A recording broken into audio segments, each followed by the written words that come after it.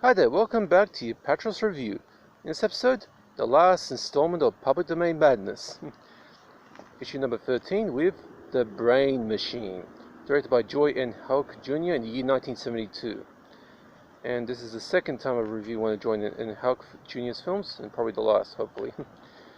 Now, welcome back to Apatros Review, your guide to the wild world of science fiction action horror, in films, TV shows, video games, and books.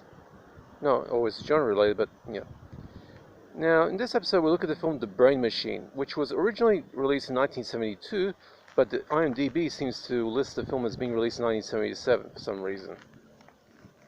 Now, this was part of the Sci-Fi Classics 50 movie megapack released sometime in 2005 by Payless Entertainment, the only genre multi-pack of its size on the Australian market, which came out like around 2005.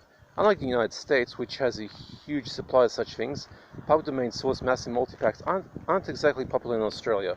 Although the success of Mill Creek's various multipacks in the US are starting to be imported into the country, but to this day there are currently no local releases detected in the marketplace. Anyway, now, before I begin this review proper, I should explain two things first. First off, I consider this film to be made in 1972 because since that's what it says in the review print's copyright notice at the end of the closing credits. And also the IMDb also lists in its release date section as 1972, but mainly lists the film as 1977 for some reason. Now, second, this film would normally have gotten a D, a 2 out of 10 from me, were it not for the thematic implications the film's story raised. I'll explain that in detail later on. And by the way, this is actually a pretty bad film, but I give it a higher rating because of a certain reason. Anyway. The Brain Machine was one of a small number of films made by Joy N. Houck Jr., a guy whose father, Joy N. Houck Sr., owned about 200 cinemas across the United States and also owned a production company called Houco, should be called Wyco, which was responsible for a whole lot of cheap Z-grade schlock, everything from the bizarre Ed Wood clam caper jailbait to the infamous Turkey Mesa of Lost Women. Houck Jr. decided to enter the filmmaking business himself and made a bunch of cheap thrillers. I've already covered Night of Bloody Horror a while ago, a cheap psycho rip-off that he had made a few years before The Brain Machine, where a younger man's mother turns insane, butchers all of his friends, punish him for accidentally killing his brother and driving his father to suicide. Now, a scientist at work on a top-secret project for the US government realizes what he has unleashed and steals the files for the project before doing the run-up. He is caught and killed and the files recovered. Meanwhile, 3 of his colleagues and 4 paid volunteers take part in what they initially take to be an environmental research project and on population growth, but what they don't know is that this dead scientist project is actually being given a test run on this trial. A computer that can read people's minds and convert their thoughts into video images so that essentially the computer's controllers can literally see what the subjects are thinking or dreaming about. So basically the computer can read your thoughts and turn into a movie, TV show. Wow. Now, to make an 88-minute story short, the subjects are driven to reveal their darkest secrets before the computer causes the subjects to go crazy and kill each other, and the scientists working on the project before the project's head is transferred, in other words, executed, and the computer picked up to be taken to a new facility for service use. Now, at first glance, this film is just barely competent on a technical level. There is an overuse of establishing shots, literally one for every single scene. Pretty much, I think you could say the 1/5 or 1/4 of the film's running time consists of establishing shots. Literally every single scene has one. And the boom mic makes so many appearances in the film that it should be given a supporting cast credit. There is also a hilarious goof during the opening credits when the man driving the car the camera is in enters the research facility's parking lot for the bloody exit. Just pay attention to the window when you see the guy driving.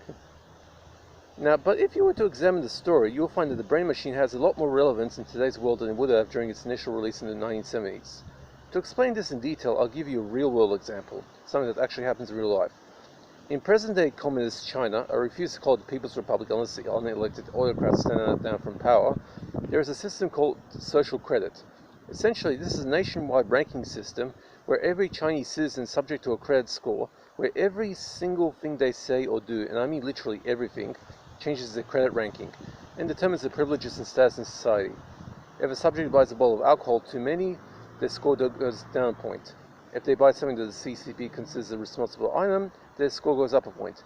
If they criticize the CCP, their score goes down so much that they get seriously affected. Those with high scores, usually the top echelons of the Chinese Communist Party or their most devoted and fanatical followers, get to access the best positions and jobs, their children can go to the best schools, and they can travel freely within China. Those with low scores, well, they face the opposite result. Their children are banned from the best schools, their families are unable to get decent jobs, and some are even banned from traveling anywhere outside their immediate area, effectively placing them under house arrest.